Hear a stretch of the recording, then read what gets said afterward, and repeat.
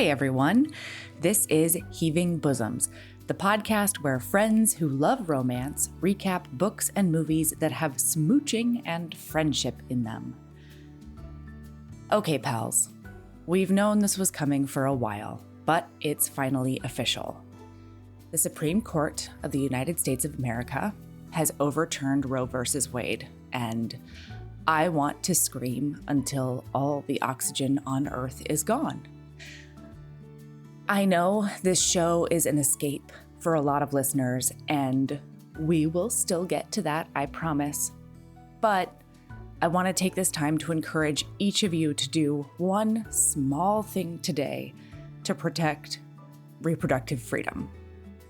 Whether it's contacting someone at any level of government, just fucking screaming, planning or joining a protest, or donating to an abortion fund, every single one of us can do something to help U.S. citizens who have uteruses protect their health, their futures, and exercise control over their own bodies.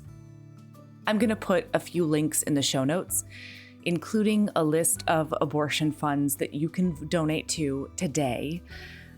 These are organizations that have been connecting people with uteri to abortion access, paying for their travel, making sure that they have childcare, whatever they need to make sure that they can access an abortion.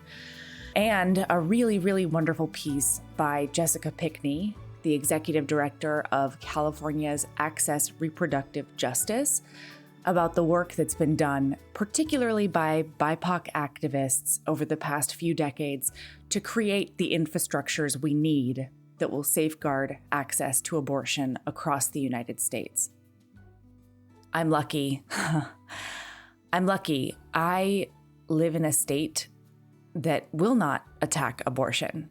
Michael and I have decided not to have any more kids because I experienced some really, really serious postpartum depression and anxiety in my postpartum season with Valor this last time, and I have decided that I cannot have any more kids simply because my mental health can't handle it. I am lucky because I have the resources. I live in a place where no one's going to try and stop me from terminating a pregnancy that will be dangerous for me. But not everyone has that luxury. So please do whatever you can today to help someone who needs it. Now, time for some self-care. How about 4 chaotic friends talking about the best Pride and Prejudice adaptation that's ever been made? A Pride and Prejudice adaptation that centers queer people without focusing on trauma. A perfectly updated P&P movie created by an Asian comedian. How about that? Holly, Sarah, Nat, and I went in so hard on this movie that I actually have to split it into 2 episodes. But that guarantees 2 weeks of straight up joy here on Heaving Bosoms. So here we go.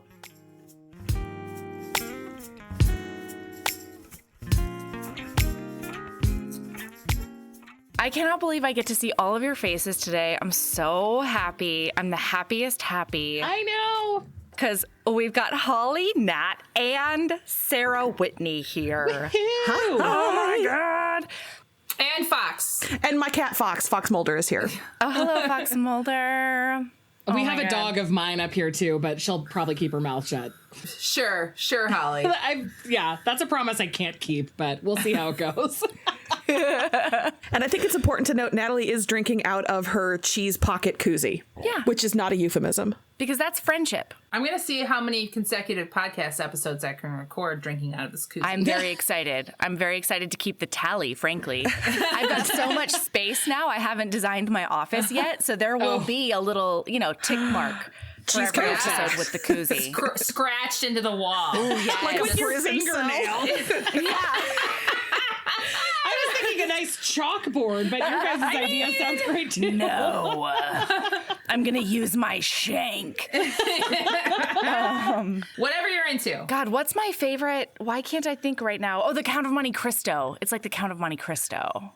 I don't think I've ever. My only Monte Cristo reference is the sandwich. Okay, that sandwich is an abomination, and I want 5 right now. Are you joking me? This podcast is over. Sarah, I'm sorry. Did you not hear me say I want 5 right now? It's deep fried with powdered sugar and jelly. Why? But I want it. My field of vision just went completely red, and I could not hear anything. I've never had a friendship end so quickly. I am fickle as hell, Sarah. Get ready for it. Okay, well, it sounds like later on we have to recap the Count of Monte Cristo with that hot man and also the guy who's not Val Kilmer. And yes. a few other people. I know this is surprising to everyone in this call, but also listener. I've never seen it. I've I've never seen read it. every version of the Count of Monte Cristo. I've seen every year it was made. Jim Caviezel and maybe Guy Pearce. That's the one. That's it, Sarah. Okay. Yeah, and the hot man and the guy who's not Val Kilmer. I got you, Guy who Vince. played I got Jesus, you. hot Jesus, Passion of the Christ Jesus. Oh wait, That was Okay. Passion of the Christ Jesus? weirdly, that People of New York episode or series that we were also talking about, they reference a live version of Passion of the Christ, so it's kind of weird. This is all coming Was it a full puppet circle. version? Oh God. It had to be a puppet version of the Passion of the Christ. Ventriloquist cry. puppet. Shockingly God. not Punch and Judy. Would have been No. more impacted with the Punch and Judy. I don't know what's worse. Clovis didn't deserve this. No, he didn't ask to be part of this family. Yes, it's non-consensual. Oh my God. Okay, except I don't know whose idea this was because it just like fell into my lap, but you guys brought the best adaptation of Pride and Prejudice I think I've ever seen. Yeah. I think it's my It was Natalie's favorite. idea. Here's the background of this. Both Holly and Sarah were like, Natalie, you need to watch Fire Island. And I was like, I'm not going to do that because it's Love Island in my brain. Therefore, I'm not Slash going to do that. also, she just, Natalie doesn't watch TV. things people tell her to watch. Natalie watches what Natalie wants to watch. This is true. I'll get there eventually. Sarah had like a year-long a campaign to have me watch Starstruck. Was that what it was, Sarah?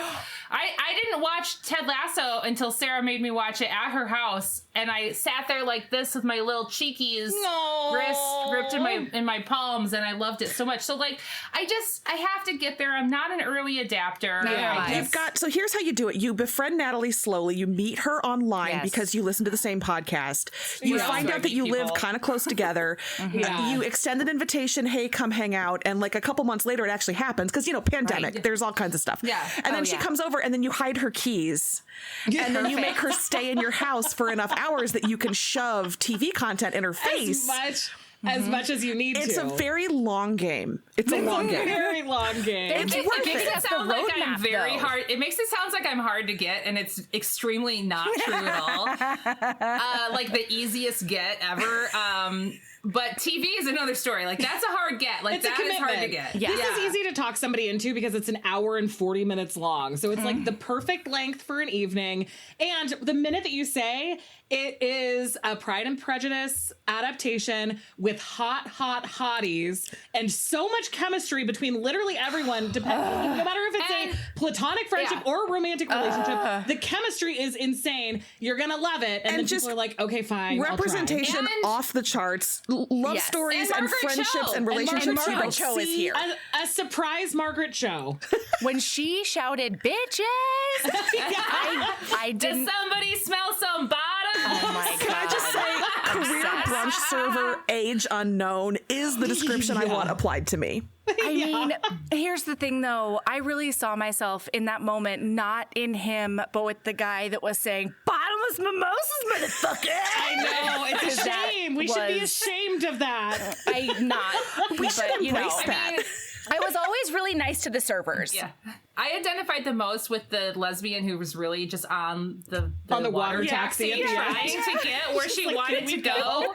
We need to get to Cherry Hill. We'll get I there. when believe we in get romance, except if I'm trying to fucking get to Cherry Hill, and then are we going there now? there. What the fuck, everyone? Inconvenience our your weekend plans, people. I have a schedule. There is an itinerary. Get your romance done. Let's go. I was silent during the grand gesture, but now it's time to fucking go to Sherry's she let it happen. Okay? She was there for the romance, but then she needed to get back on schedule.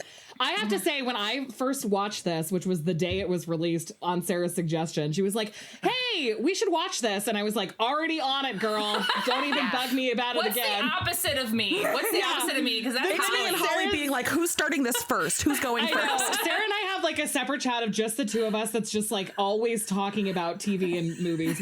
We have a passion for this. But anyway, so and we have a schedule in that's kind of similar in that we could both kind of watch things at the same time, even though we're in different time zones. That helps. Yeah. You're a night owl. I wouldn't be able to do that if I were in your shoes. But anyway, I did not realize that it was, let alone a Pride and Prejudice adaptation, that it was going to be so beat by beat. Yeah. And not only that, but also like the aligning of the different characters is so well done because it makes it super easy to remember because they all share the first initial. Yes. They all are going through the same stories together. And that was something that like people picked up on day one. I know. Natalie's like, yeah, of course. So it's just like, it's so easy to keep track of the Pride and Prejudice stuff. Yeah. And it was just so from the first moment of the like Paramount Pictures or whatever, the Fox Searchlight logo happening when they're all singing along. Girl, like we discussed it. Love it. Did you guys watch till the end of the credits? No. Oh no, what happened? I knew I missed something. I knew it. It's not extra footage. Okay. Do you want me to spoil it? I do. Yeah, tell me well, I think it's going to spoil it for listener. I don't care. Listener, beware. So they count down the end of the credits. How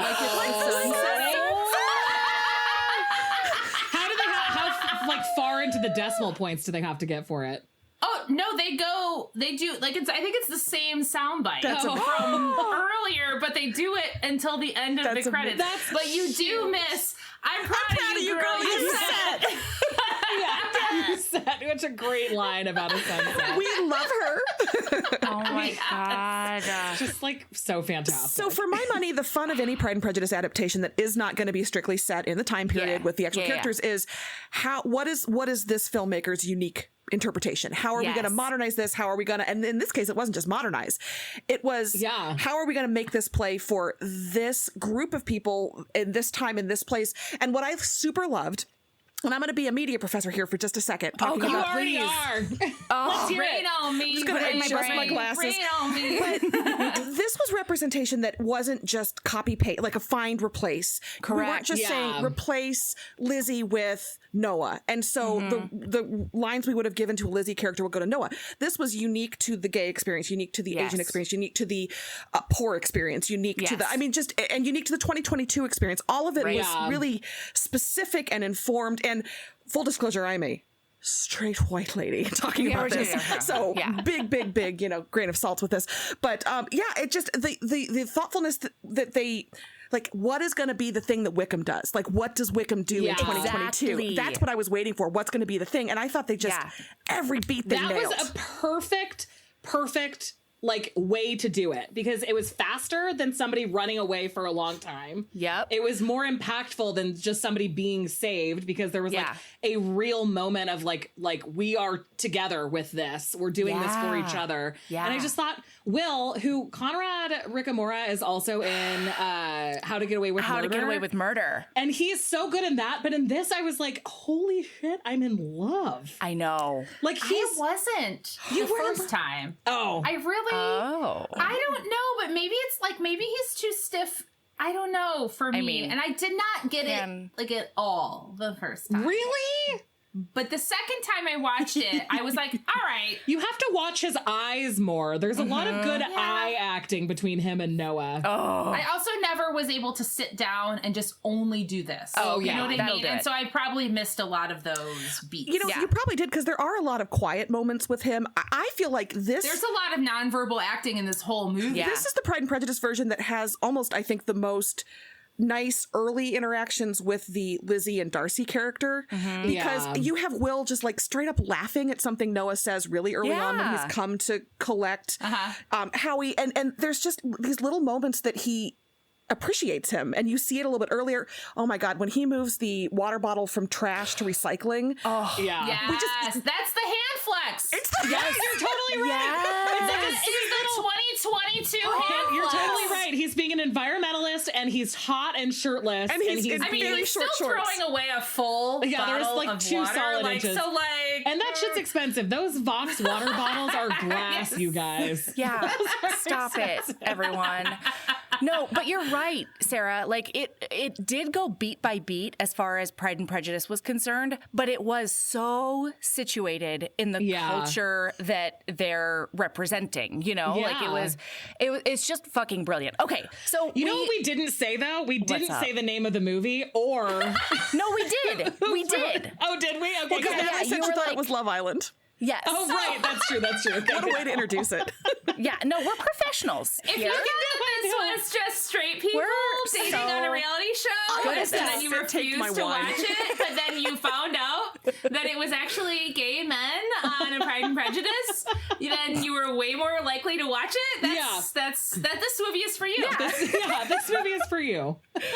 Okay, so we start off with Noah, who is the cutest man I've maybe ever seen in my whole life. He's waking up and he's got, what does it say? She's an icon. She's a legend. She's a legend. Icon. Yeah. She's a legend. It's his ringtone or alarm God, it's so notice. good. And then he opens up with the Pride and Prejudice whole thing, except he's like, but a lot of guys aren't looking for a wife. He goes, that sounds like some hetero nonsense. No offense to my girl Jane. That's right.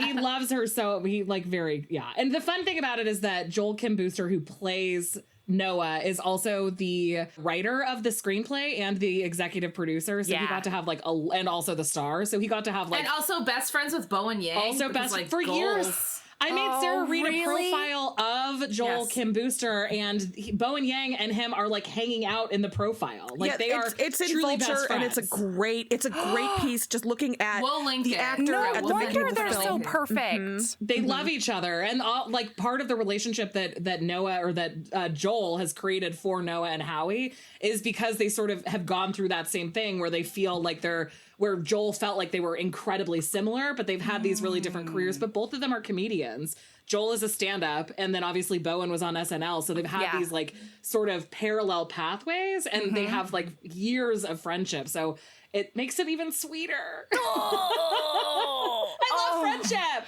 I love friendship. Same. Because you're right. Like the different chemistries with all of these people, like I feel like they had to know Margaret Cho before, right? Like, no?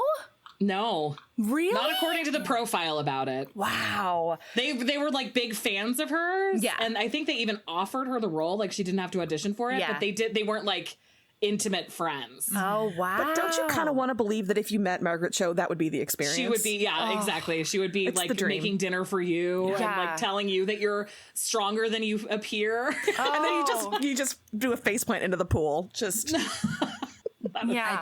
Yeah. Fantastic. Show. And then I But would we clean aren't your even whole to house. her yet. Yeah. She is. We aren't even on the island yet. No, pals, and because we're like Joel 28 kicks out. minutes recording. I know. Pals. Like I know. Well, Joel kicks out this guy who's really hot, and he's like, no, he has too much of a boyfriend energy, and we're going to Fire Island, and it's not time for the boyfriend energy guy. Well, and so especially because boyfriending is not Noah's thing. No, Yeah. he's like from the beginning not about monogamy. Like that is something that he's talking about from the get-go. can we which I love. agree that this is the Pride and Prejudice adaptation that fucks the hardest? Oh, hell yeah. I feel like there's no other Abso-fucking. adaptation. There's so many orgies. There's no other adaptation that uses the word whole there as is much as this actual one does. skin slapping sounds Your in this. cute little pink hole, everyone. Yes. It made me so happy. Jennifer L. could never. I was so glad that they didn't hold back from that because I feel like that would have really been doing a disservice to how like in the place this movie feels. Yeah. So, and this was interesting discourse. If you've seen Heartstopper on Netflix, has anybody watched Heartstopper? No, I haven't. Oh, yeah. I mean, like Lady Love in the middle of an episode. It is on Netflix. It is about Teenage boys, right? a gay teenage boy in England who is out, and then he starts crushing on a classmate who I don't want to spoil it. It is the most tender, joyful, lovely, supportive, good for your soul movie or show I've seen in ages. How many episodes are like there? 8, half an hour. Oh, we can all finish recording this and go watch it. Anyway, we all potentially could do that if we Sarah. stop talking off topic. I'm just saying, if we all took recommendations. If I can lure Natalie to my house and then like Don't worry, Sarah, here's the new plan. The new plan is you sneakily text me and you say, hey let's do this for Patreon. And then Natalie has to because of work. That's right. It's workshop now. Obligated.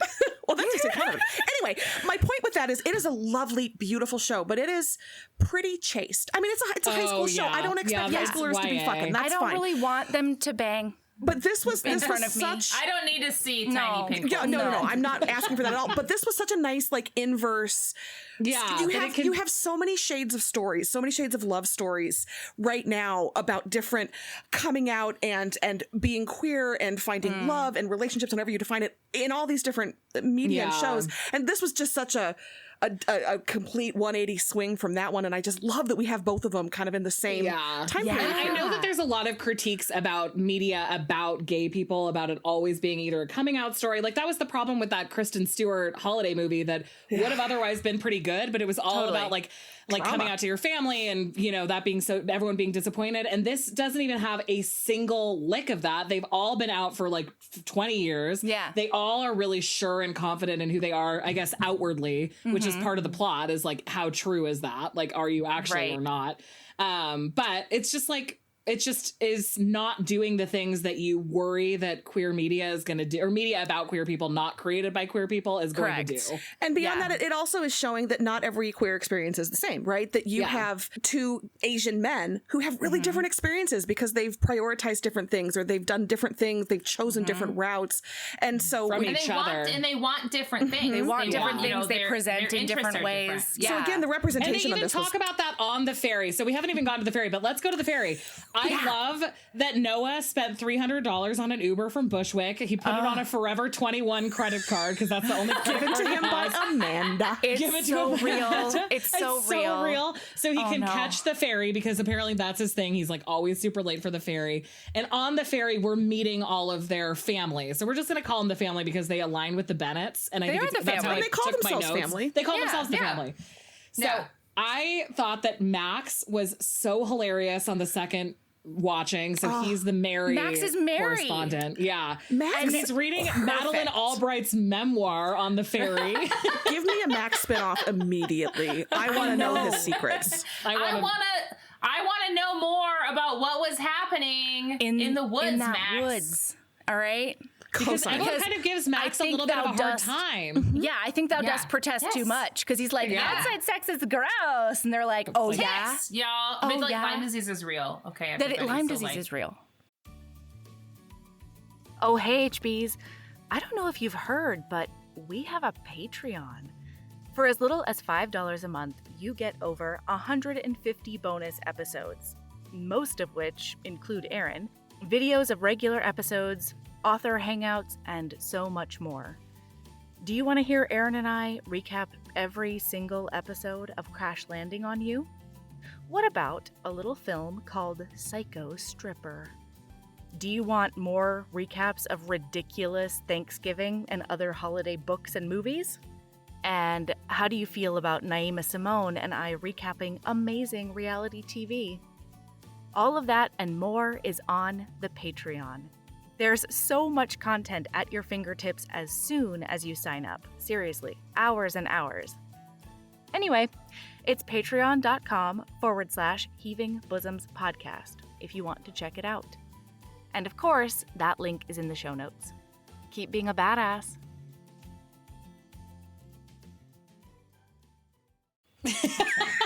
So, but we also meet Luke and Keegan, who are obviously the Kitty. What's her name? Now I'm Kitty and Lydia and Kitty. Kitty and Liddy. Lydia and Kitty. Yeah. Lydia and Lydia Kitty. and Kitty.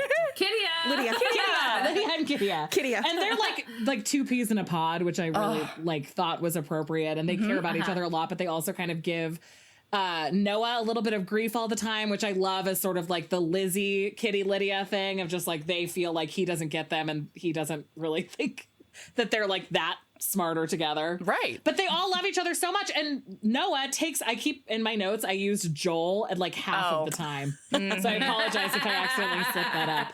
But they talk about sort of like the body stuff and also the anti-Asian racism that a lot of Asian men in general experience about like kind of being desexed, but especially in the gay community. Yeah. So he takes off his shirt and they're all like, you don't have to do that. And they have that conversation about how... And he says, it doesn't matter. I'm invisible to these people anyway. Right. They don't even know that I'm here. Right. But he's like ripped as hell. Hot. So he took his method of trying to fit in or feel like he fits into the community more by just having like a fully ripped, toned body. And he perceives his similarities to Howie as being they're both gay and Asian, but Howie recognizes that the body stuff is sort of what is very makes different. them have different experiences. Absolutely. And they bring up the thing, which is like super common on, or hopefully becoming less common as people are understanding how problematic it is. But the like no fat, no femme, no gay sort of, or not no gay, no Asian, Jesus no Christ, Asian, thing on Grindr, where it's like they kind of make a joke about how even though I think Keegan makes the joke about how even though Noah is so ripped, he's still two of the three things. So like it doesn't really, none of these people see you. It doesn't really matter. Right. By the way, do we need to give Mel like 5 seconds to just say words about Joel in the swim trunks in the very, very small Speedos? I thought you'd never ask. Noah and Speedo. Let's talk about Noah's Speedo. Go. Noah. He rocks these Speedos the whole time that made me actually fall on the ground. It was crazy. It was, they're so tiny. And like the whole time I was just hoping something would slip and nothing did. Listen, they edited this very well. I know. Unfortunately, excellent editing to prevent any. And I will also say, which one? Go ahead. oh no, Nat. Well, I was just gonna say the camera work could have been gross and overly sexual, and it wasn't. Yes. Like there were so many beautiful bodies and very, very small bits of fabric. And it could have, if think about if it was women and if it was like the Girls Gone Wild guy filming it, how gross it would have been. But it was so it was sexy and it was sexual, but it wasn't sexualized like inappropriately. It was I could have done with like a little more light in the club scene. I'm just gonna say it. I'll allow that. I think so too. In the back Maybe room. a little bit. Like, because part of me is like a person who can't see far very well. I was like, you lifted up your glasses. You needed just like the little binoculars. I know. I was like, what brightness is my TV on right now? I was like, I couldn't. They filmed it like the last season of Game of Thrones, where it's just like too dark to experience. Oh, for serious. Just in the club scenes. the Battle of Winterfell up in there. Yeah. But then they get to the island, and that's when we meet Erin, which they refer to as the lesbian scam queen of New York. And she bought the house on the island it's Margaret after Cho. finding glass in her salad. And she got a tattoo above her vajay that says all you can eat salad. So exactly. So some of the times sorry, I did it again. Noah is doing like a voiceover. So there are parts where he's like reflecting on stuff. And this is one of those where he kind of indicates that his relationship with Erin is really special because it's like the closest thing he has to a mother. Yeah. So there's like a lot of that, like he is taking this relationship so seriously in general, all of these relationships so seriously because of the implication of like a rocky family. Yeah. But I like that they never actually like, bring it up. Yeah. I love that they don't have to like flay his soul open. The backstories are there. They're implied. You see it, but they don't flog it, which is exactly. Nice. We don't need to trash talk his sweet mom. Natalie, do you have anything? I have a question. I have a question about Fire Island. Yeah. Okay. They're only there for 1 week a year. They are, right? yeah. Yeah. So obviously this place exists outside of this 1 week. So then do all of those parties also happen like weekly? I think so, because all of them were at specific bars. So I feel like each bar has that party. Like a Saturday night underwear party. Yeah, or something. So you can kind of cycle through it. Like the Ice Palace or whatever it was called is always where the underwear parties are. So if you're looking for the underwear party, you go to the Ice Palace. Or tea or whatever. And they talk about tea, so smart. Like culturally, you know what I mean, too. And I wasn't sure if like they went this week specifically because for that's the when parties all these events happen, or if those events happen weekly. And I wasn't sure if I just missed it or... I need you all to know that Nat asked that question while eating cheese from her cheese pouch. Yes. She's just a multi-talented lady. She is. She I hope that contains didn't multitudes. come over on audio, but I wasn't worried about it because I ate it anyway. It obviously wasn't too big of a concern. But so while we're kind of getting to see the house, which is like such a freaking beautiful house, by the way. I would much rather have that house than any of the other fucking houses. They end up in like a giant party house later that's totally like modern and sleek or whatever. And sterile, exactly. But Erin's house is like lush and like filled with maximalist and cute maximalism, but with such a good yard, like such a beautiful pool. I'm sorry, I think you're forgetting that they don't have a hot tub. They don't have a hot tub. The one downside. But they do an in-ground pool though, and like I understand Erin's like I don't have any money anymore because they're maintaining an in-ground pool in New York. Okay, yeah. When we were looking for houses, that was an immediate nope. We're not, not fucking with that. I want one so badly, but also today was 97 degrees, so all I can think about is how the next 3 months are also going to be. But you would be able to use it all year round. Yeah, exactly. In Illinois or New York. Can you afford not to, Holly?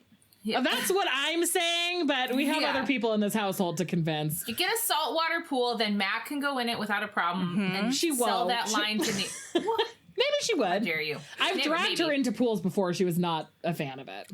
So in Illinois and in New York or New Jersey and New York, where all of these people are in this movie, you would have to close it down every year. Yeah, and that's a fucking pain in the ass. I watch my neighbor do it every year, and I'm like, that sucks. No, fuck that.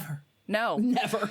But it does give a really great sort of centerpiece because in the first couple of scenes we see Noah lose his phone. It falls into the pool. And he dives in after it. And let's talk about the importance of that phone being lost because you have to make this work. That he can't get texts with the letter. He needs to be not with technology. Yes.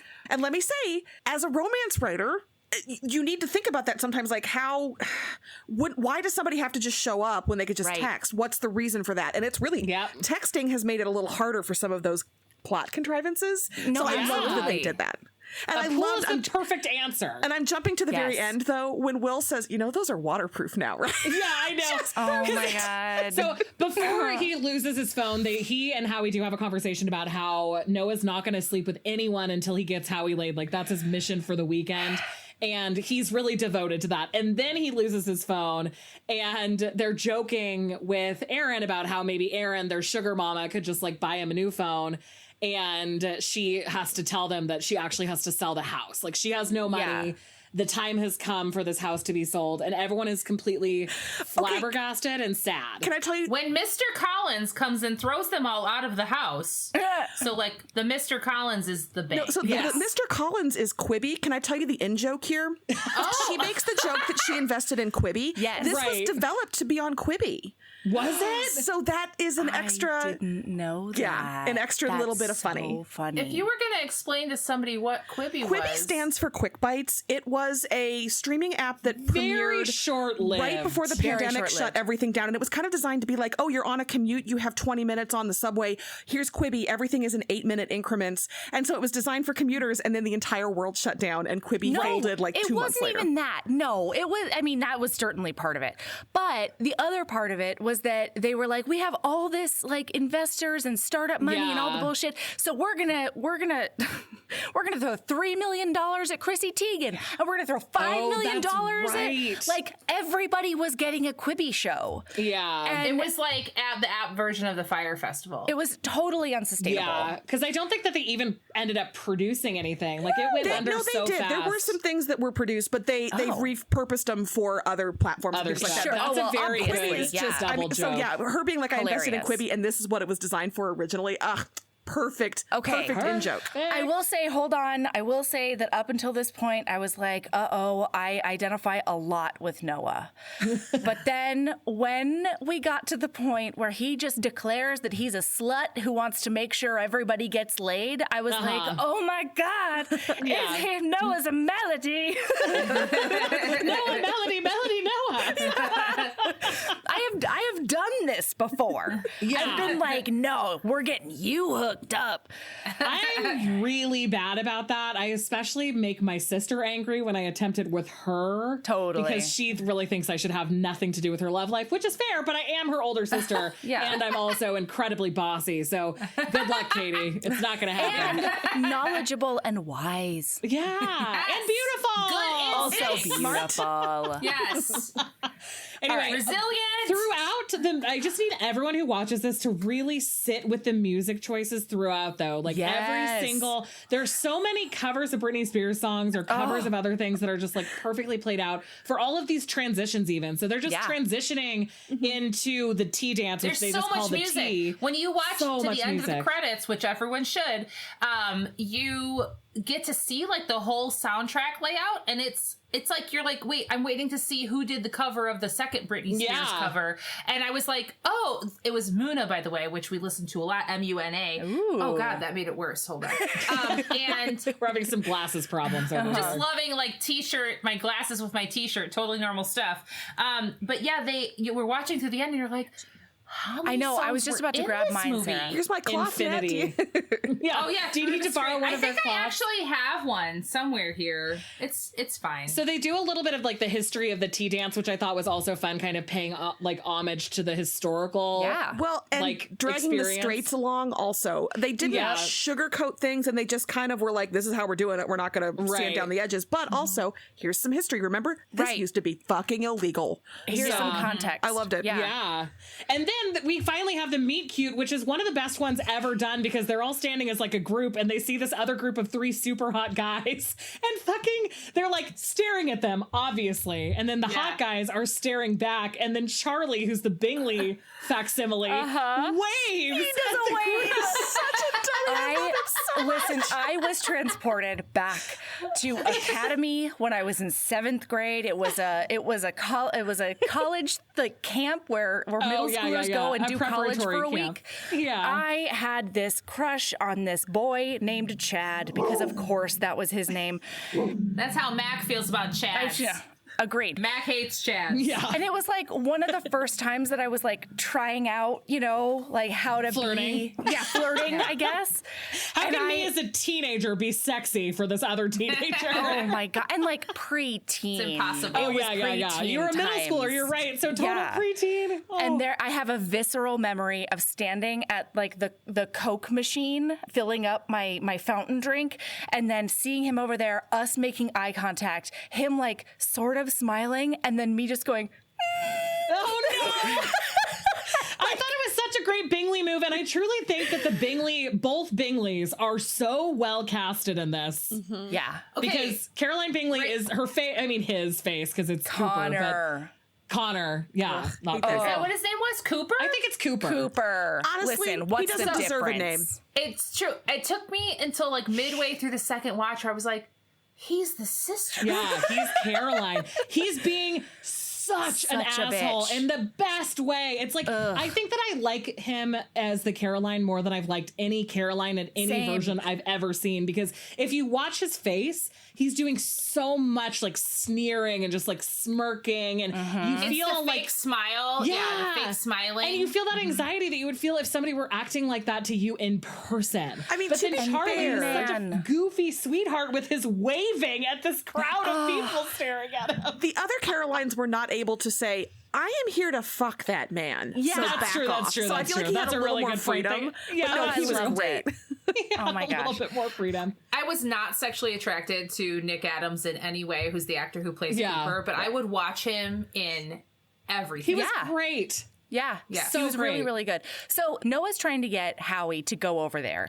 And instead, he is like, no, I'll go over and get drinks and I'll figure out a way to get the whole group over here. Done this Yeah. several times. Yeah. It's a playbook move for Oh, sure. yeah.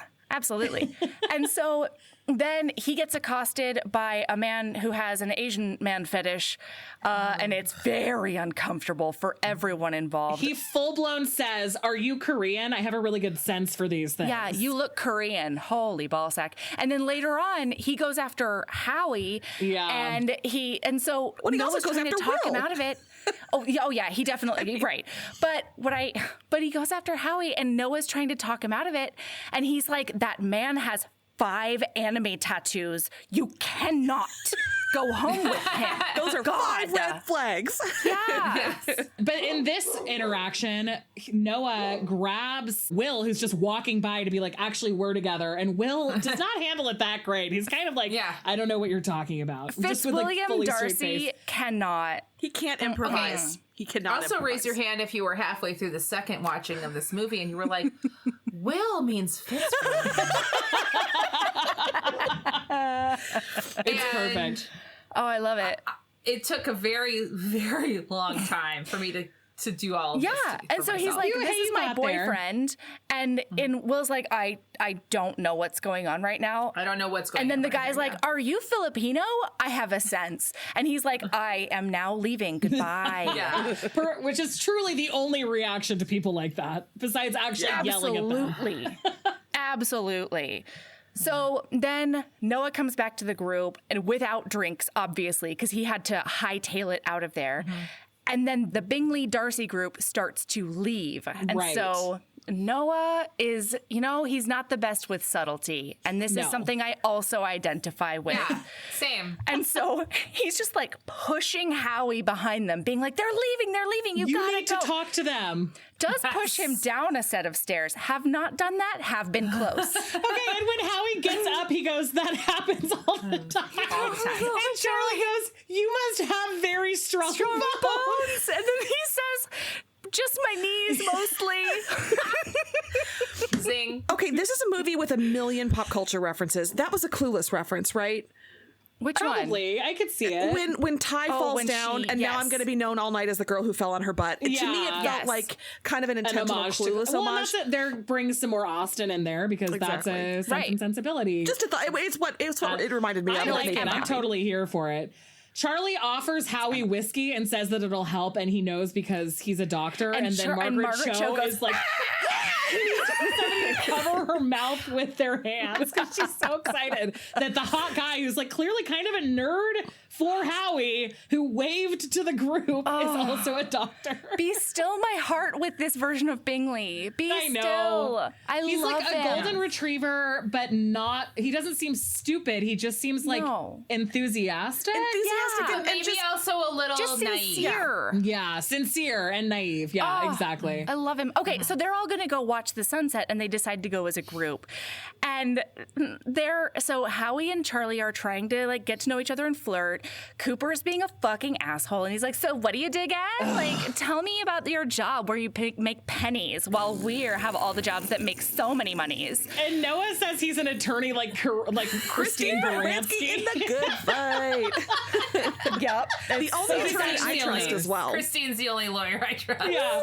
But it turns out Will is a lawyer, and so they kind of get off on the wrong foot again, beyond just Will being like, why are you trying to rope me into whatever scheme you're pulling? He's also like, oh, you think that all lawyers are scumbags, and here I am just like standing behind you being a scumbag, I guess. Yeah. Can I tell you about Noah breaking my heart in the scene when he says, I'm just a nurse? Oh my God, I know. Just a nurse. Just a nurse. And like, I feel like there's a moment where he tries to walk it back because he's just like, essential services, saving lives, like, blah, blah, blah.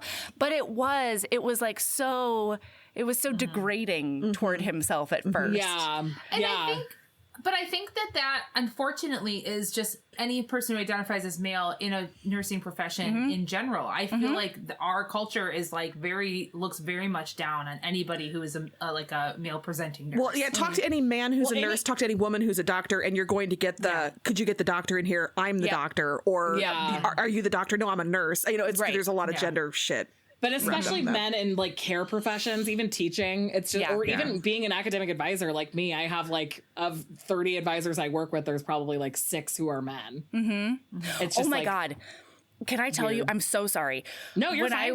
When I did daycare. What are we even doing here? This is whole tangents. I feel like this is going to be a 3-part episode. Yeah, chaos agents, all of us. Okay. So when I was doing daycare, there was a moment where this like 3.5-year-old girl came to my house, and my son was the exact same age.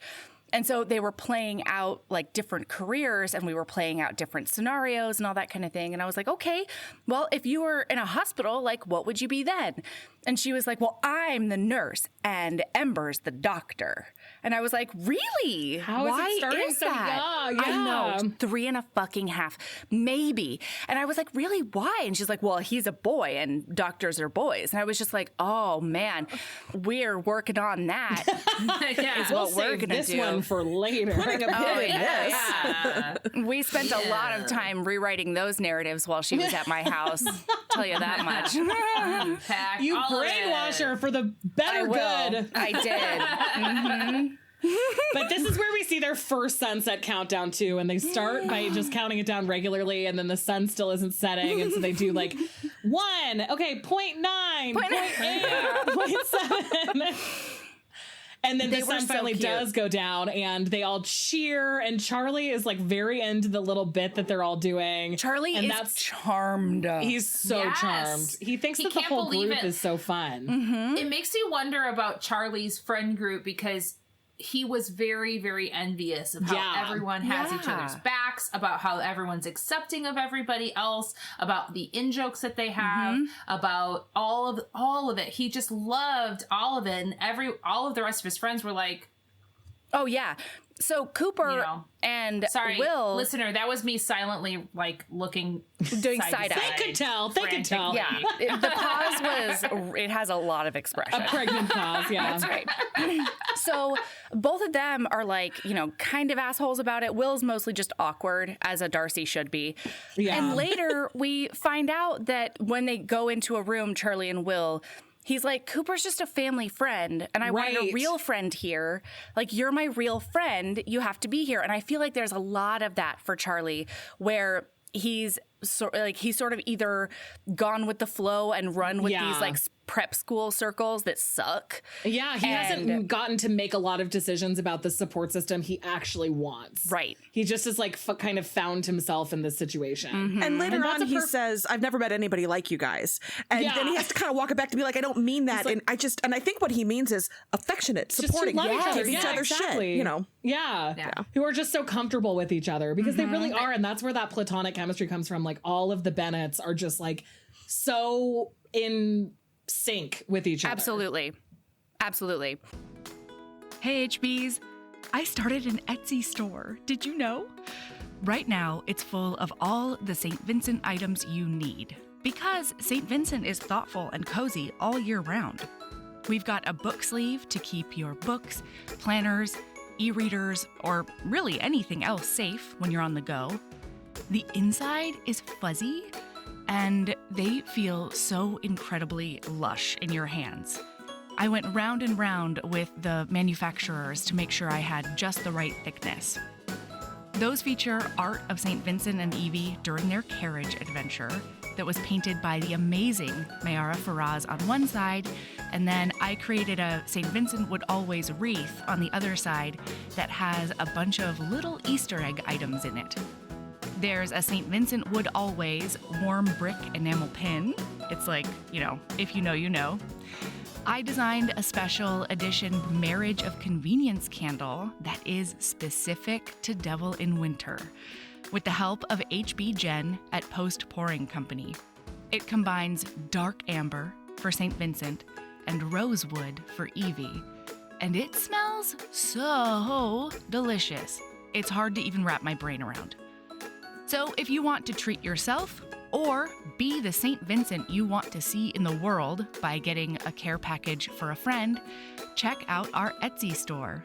The link is in the show notes. Okay, so then... now it's party time. Yeah. So Howie is like, handshake, very nice to meet you. I guess I will see you around. And Charlie's like, okay. And then they both turn to go away. And Noah's like, get your ass back over there and seal the deal. And like what the hell pushes are him you back. doing? Oh my God. And Charlie is also turning back so that he can invite them to like a small casual party back at their house. What is Charlie's life? Like a hot tub party with just like some wine and a few people. What is Cooper's life? That's what I'd like to know. Like, what are these folks' jobs? I have no interest in knowing about Cooper's life. Well, no, he's the one. It was his house, right? Yeah, it was his house. Yeah. So that's why I was like, what's he doing? I mean, I wouldn't mind details about his workout. Cheeses, but what are all those cheeses that he has at his disposal? Well, so like, that's when they show up to the party, it's so, I mean, we're obviously missing a lot of them just being like great friends because they walk together. It's great, whatever. You have to watch the movie, listener. You have to watch the movie. When they show up to the party, they clearly have done this before because immediately Keegan is like, all right, you get the snacks, I'll get the drinks. And Keegan and Luke like spread out. They open the fridge. They're going through shit. They like getting their ideal situation. Hard. Yeah, exactly. Like they're just immediately fully comfortable. They're not feeling weird at all. And Keegan's great because he's like, bitch, there is cheese. Yeah. And Luke is like, I could use that cheese as a garnish? Yes. Liking that. Luke's decided he's in charge of drinks because he used to be a bartender, and Noah goes, you were a bar back. Semantics. God. So this is the analogy to the country party. Correct. That, Lizzie overhears Darcy shit talking, basically. Because Noah goes to the bathroom and then starts snooping through all of Charlie's stuff to see which meds he's on and stuff. He has to find out if he's on prep. Yeah, he needs to find out if he's on prep. Yeah. This is very important information. Totally. And he overhears Will and Charlie talking about Howie, but also the friend group in general. And basically, Will thinks that they're all using Charlie for his liquor. And then about Noah, he says he's just not hot enough to be that annoying. Such a great 2020 update. Which was a perfect way to update that. Mm-hmm. Yes. Yeah, absolutely. Oh my God. But like also could be said about me. I was going to say, disagree, ma'am. No. You're totally hot enough to be that annoying.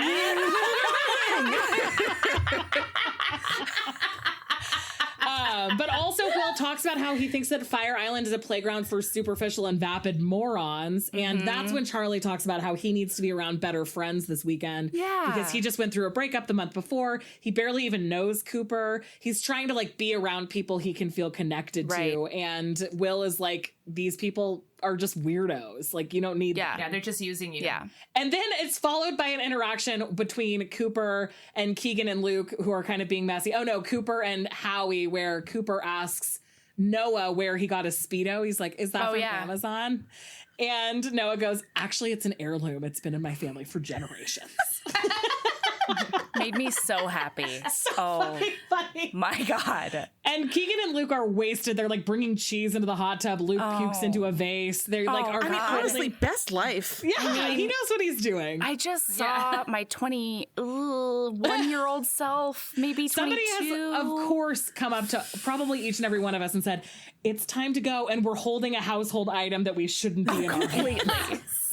Completely. I just showed somebody pictures of drunk me at that ferret party I referenced on the podcast a few weeks ago. Where I saw those pictures. Party. These pictures were left on Facebook until this past week. And there were pictures of me actually passed out in a bed where my friends had placed small army men climbing up over my body. Why while am I was not passed on Facebook? out. Guys, you have to text me. I immediately took these down. Okay, like they're not up anymore. These aren't going into group chats. These are one-on-one showing of photos. These were pictures I myself posted on the internet. You did? In 2003. No, 2007. Okay.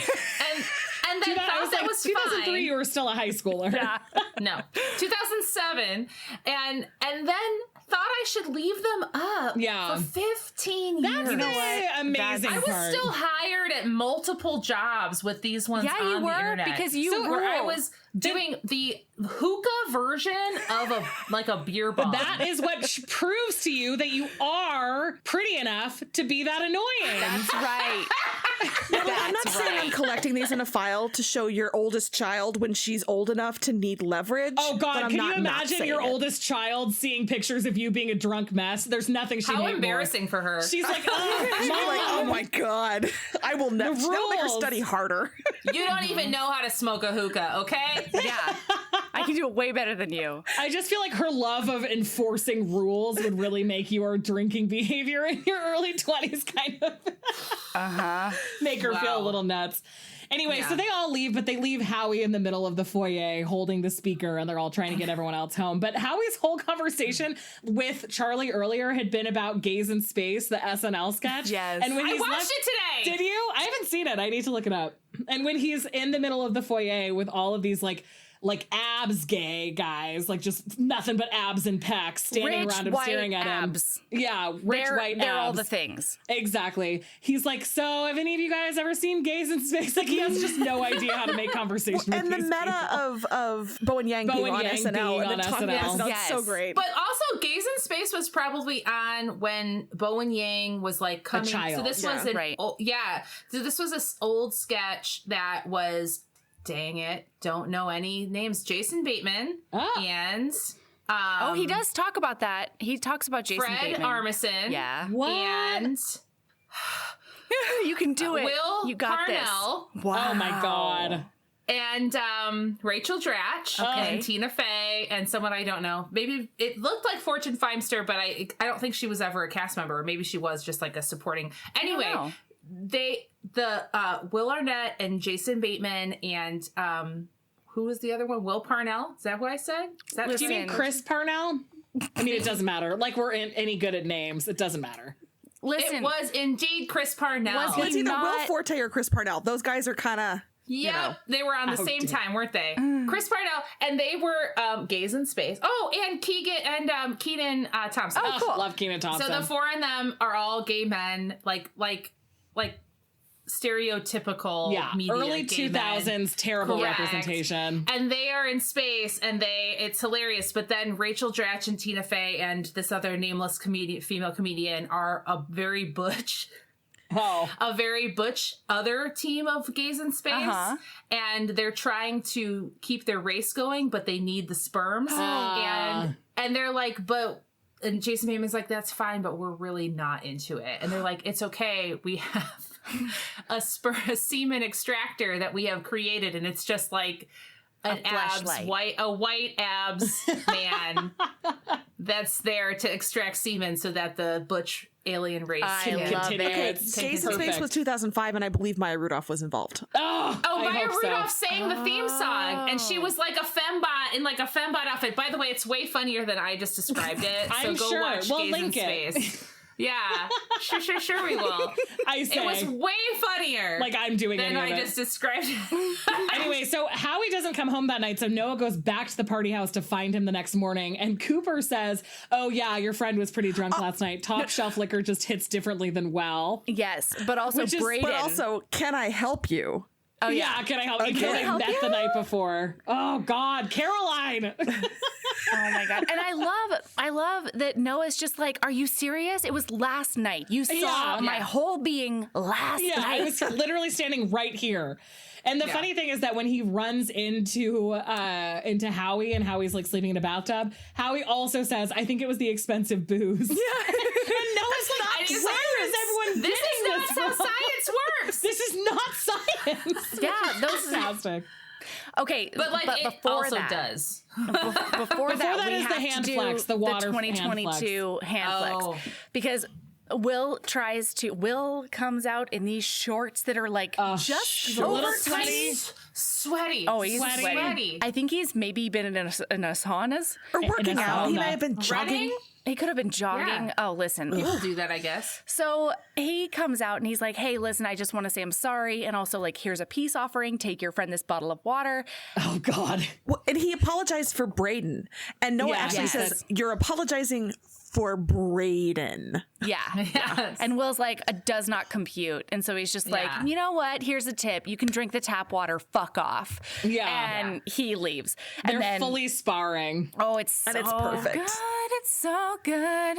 Okay. And then we get the scene where Bingley checks in on Howie to be like, which is also so sweet. How are you feeling? Noah and Howie talked about it a little bit before Will and Charlie walked in, but basically Howie was like, he was hanging out with me, rubbing my back while I puked all night. Like, it felt intimate, it felt special, and you know that that's what Howie's looking for. That's what Howie wants. Howie wants somebody to be in his corner and to be his partner, and Noah says later that Howie's dream has always been to turn a vacation boyfriend and like drag him into the real world. And you see the beginnings of that here because Charlie all had that fantasy. Oh yeah, totally. Of course. Yeah. Charlie's just being such a sweetheart.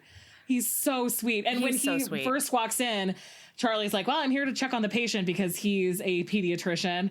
And Noah, straight face, says, well, he's pregnant and he's not raising this baby alone. And that's when Will laughs at the joke. Himself. Yeah, because Will thinks that he's funny. And then he tries to button it back up. He's just like, That's so sweet. And then Noah invites them all over to dinner that night. Or he invites Charlie over for dinner that night to thank him. We all had this nightmare. God. I know. I felt so bad for Aaron because I do feel like it would not be outside of the realm of my life where somebody would be like, hey, is it cool if I bring like 7 people over to your house later?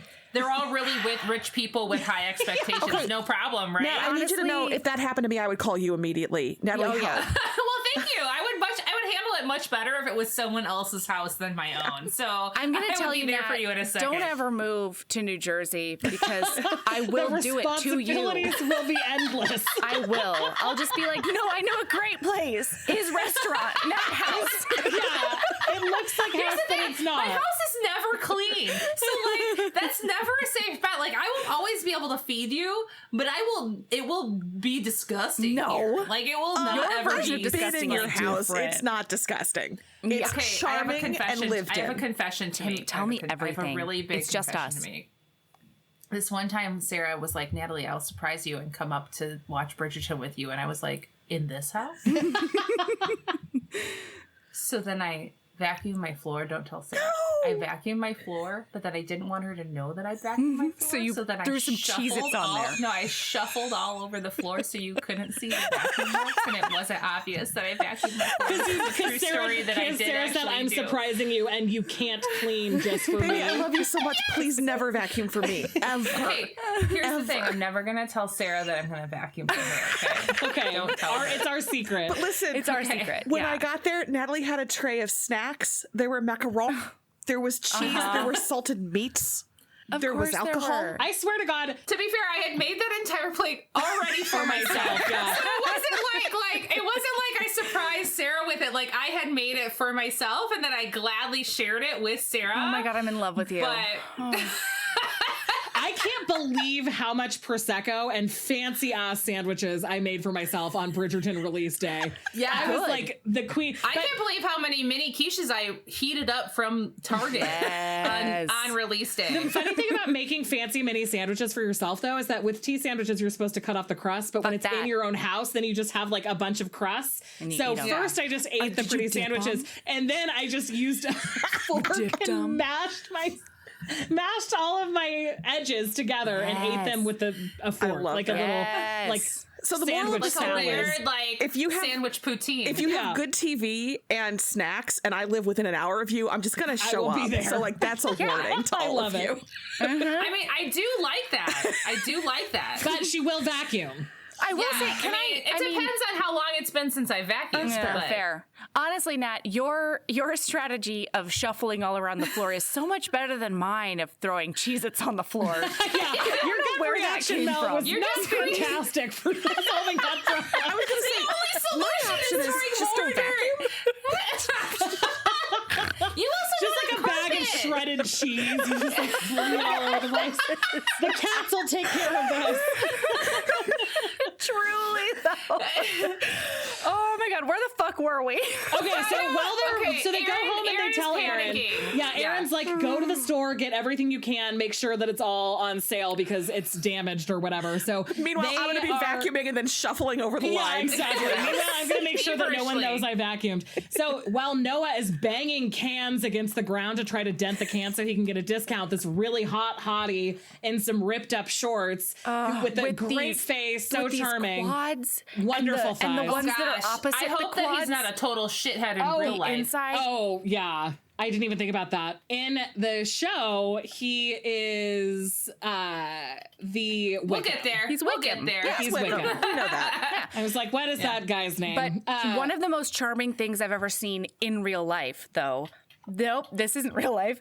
In media, is when Noah's banging the things on the ground.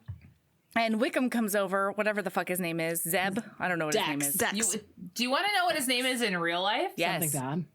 Zane Phillips. Ooh, I like that. It's got style. Okay. Sure. So I just think he's hot. So he comes over and he comes down and Noah's like, oh my God, this is the most humiliating experience of my life. And then he grabs both the cans, he dents them for him, and then he looks him straight in the goddamn face and he's like, I'm poor too. Yeah. I love that shit. It's great. So they're all kind of meet walking cute. down the boardwalk together, and in the Pride and Prejudice twosomes. Yeah, that's They true. even do the Pride and Prejudice twosomes. They're all paired off. Yeah. And they run into Charlie and Will, who are hanging out like at some bar, and it's so clear that Will and Dex know each other and that there is a shitload of tension. Like, they are not having it. And so Noah, just to kind of like needle Will, invites Dex to dinner. No, I'm sorry. I have to back up and tell him about my favorite thing in the movie. It happens twice. Tiny ice cream cone? Tiny ice cream cone. So Will The way Will manages. throws ice cream away. Wait, he It was was in melting. that scene too? I missed it in that scene. Oh my God. You have to watch this movie again now. So, Okay, fine. You talked me into it. So he's like eating this ice cream cone and he's like, and so he's managing to like smolder and be awkward and tense and horrific over a tiny ice cream cone. And then just to needle him some more, Noah looks at him and he's like, I never pictured you as like a teeny tiny little ice cream cone man. Yeah. And he just throws it off to the side like Aaron threw that muffin. Yeah. He eats it. He eats it out of his life. And he goes, it was melting. Yeah. God, I love him so much. Okay, y'all, quickly. I'm on Zane Phillips' Instagram right now. Yeah. It is not like his character's Instagram. His character's Instagram. Oh my God. A little bit. Melody's like, I better take a look for science. I'm a There's researcher no now. like scandalously or not scandalously. There's no like seasonally appropriate nude photos. Like No, there's a lot of Stop Asian Hate and Black Lives Matter. Yeah, there's like, no those Black ones Lives don't Matter exist on signs this covering his dick. Oh, That no. was Quite was that also bad. Not quite that was that also bad. great characterization for them to be was. like just very subtly like, look at what an asshole this guy is, and to Yes. show an Instagram that's filled with like thirst traps for good causes, which Yeah. is just like the Yeah. ultimate like performative wokeism in the whole entire world. Like, he's just a buff guy, And then the He's payoff just- joke at the end is perfect. It's so great. Okay, It's so good. On this post from August 27th of 2021, he's wearing a cowboy hat and he has a mustache. He says, "Sorry to those who want less rodeo core, but I think this is my personality now." Yeah. And I just support him in all of his things that he does. All right. All right. We're Team Zayn, apparently. Yeah, sure. Not as a character. He's such a good Wickham. He's such a good Wickham. So Will now and it's dinner Charlie time. and Cooper all show up, and this is where Noah is reading Alice Monroe. This is where Alison Bechdel changed the Bechdel test to specifically include this movie because of them discussing this series of short stories and being so... This is your favorite. I know that Sarah loves this moment, but my favorite moment of the scene is when Will picks it up and he's like, "Oh, whose is this?" And Noah's like, "Oh, that's mine. I already blazed through all the Animorphs." Like, he's so defensive about having this like true literature that he's reading because he knows that Will thinks he's like kind of a dummy, or he assumes that that Will thinks he's kind of a dummy. Tell us everything, Sarah. Okay. Sarah, lay it on me. I don't even know where to start with this. I don't even know where to start. Now, understand, my day job, I'm a college professor. So when I say Will is giving stern brunch daddy college professor vibes here. Yes. Yeah. And he's like, so what's your favorite story? And here's my proposition. Friends, listener. When Noah says it's Powers, Will makes a face that clearly that is my favorite story too. Yes. Right? Like 100%. That's his He's a favorite little story. like, He's like, it that's is. weird. Me Like too. he is. Yeah. He's Yeah, he's into it. And then they start arguing about the meaning of it. Like, are the powers literal or are they not? And Will's kind of a dick about it, but again, in that like stern professor-y kind of way where I was just like, is he a actually a Socratic professor of literature? Yes. No, just a lawyer. He sort of just keeps pushing. Yeah. Like he'll just push back a tiny bit. And Noah's like, why are we fighting about this? I think this is probably my favorite exchange of the movie, which is, why are we fighting about this? It doesn't matter. And he says it doesn't matter. And so Noah's like, so let me win. Yeah. And Will says, okay, you win. Yeah, but he just crosses his arms when he says it. He crosses his arms and says, okay, you win. And the voiceover is Noah saying, okay, how am I mad and horny? Also horny. And at that point I was like, is this my favorite Darcy Lizzie pairing? Because I think that this is when I realized it. This is such a that's going to be their dynamic for the rest of their lives, right? It's going to be like bratty Noah and stern Will, and just the affection on both sides. This is why I'm so surprised that Nat did not just like completely fall for this Darcy. Yeah. I'm complex. Okay. Yeah, true. You can't always surprise. There wasn't enough facial hair. Yeah, that's probably accurate. It might have been that he was just too skinny. He's too smooth. He's too smooth. I was going to say, it's not the that. facial hair, it's the... That's actually probably true. He's too much like a There seal. was not a chest hair. There was not even a single chest hair. Thank God. Yeah, in this whole movie. Actually, I think Dex had some hair. I'm glad we have Dex was some, hairy. Yeah, I'm glad we have some chest hair, lover and loather representation here, because I was very happy all movie. Yeah, there was a lot. There was something for everybody. Yeah. But then Keegan and Luke show up with Dex, and they're like both hanging off of him, like he's the hot commodity. And they say, "Okay, we're gonna go inside and play some games." And Will's like, "We don't play games. We're adults." And Noah's like, "All right, Howie, turn on 60 Minutes," which I thought was also such a great exchange. And what's the name of that game with I know I played it 1,000 times. Is it Catchphrase? Celebrity. Okay. I think there's a specific app that does it. There is. I don't know what it is, though. I have a confession. I would not have gotten Marissa Tomei from that. This is not Natalie really? talking. No. This is Sarah. Like, I would never have gotten any of these. No, this is not a game for Natalie to play, but it was a game for there to be like a lot of really great homage to like sort of like queer icons because Marissa Tomei in that role. Yeah, that is something that one character literally says to another after they're doing this elaborate Marissa Tomei like pantomime or whatever.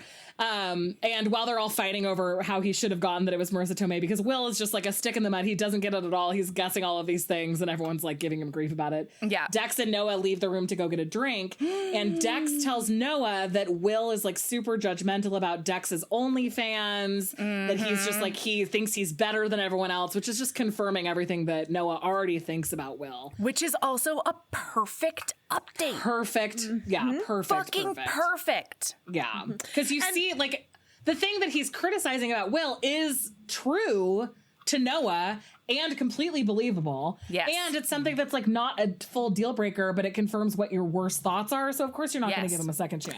Absolutely. And I love that Dex is still kind of shitty because he's like, I have an OnlyFans, but it's just like pictures. It's Which is not. like pictures Yeah, I'm not, like, trying to be a porn star. Right? Yeah. So even in his freedom of sex work, he's still being judgmental about sex workers. And that is also not really what Noah's all about. Like, Noah's not judgmental about the OnlyFans at all. No.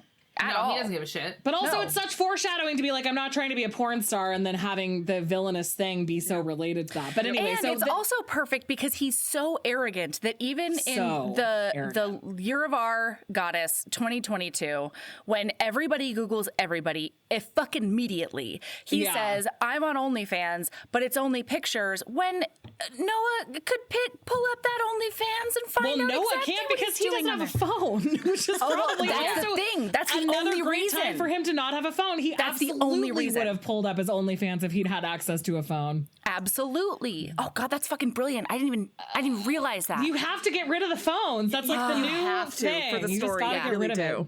You do. Anyway, so Erin interrupts to tell them that dinner is served. She tells a they hilarious... make out. Did we say Yeah, that? because they're like making out and Erin sort of like walks in to be like, dinner's ready. Dinner served.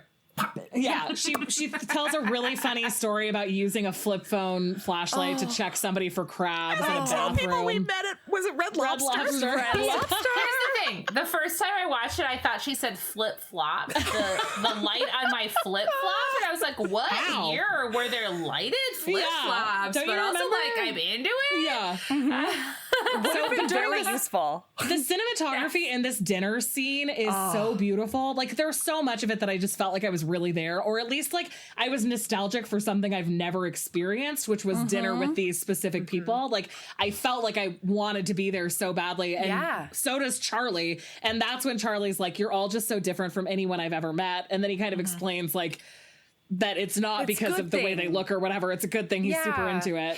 And this is also the sad moment.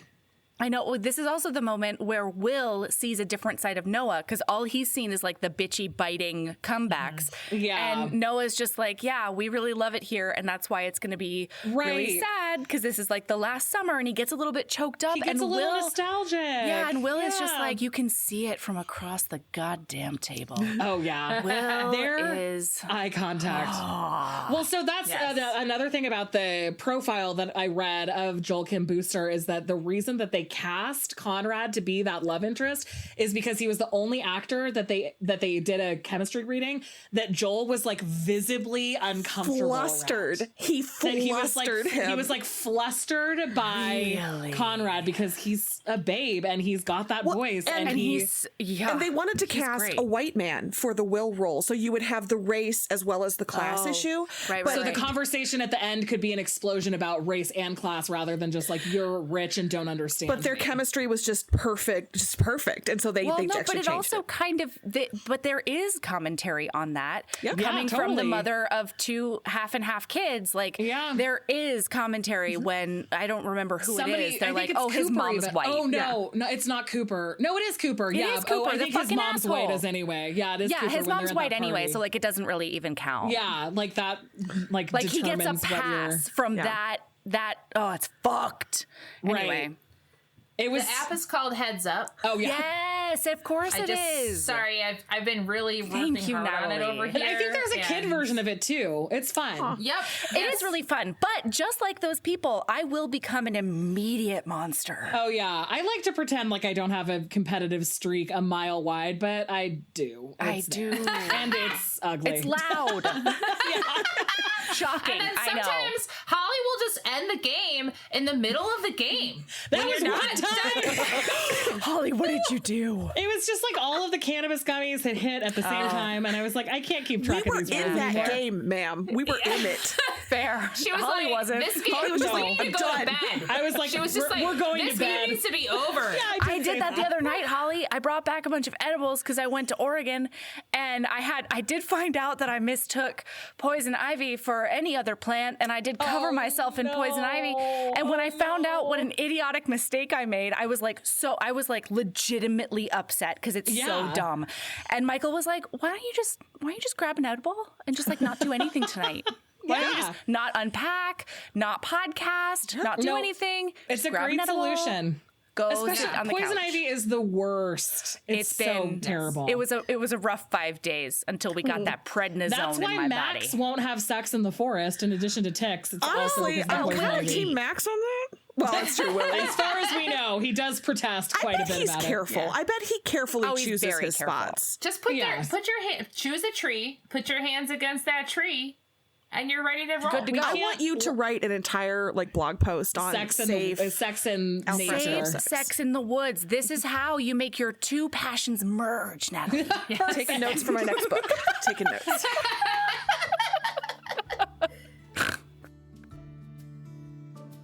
All right, that's it for this week. We will be back next week to finish up part 2 of Fire Island.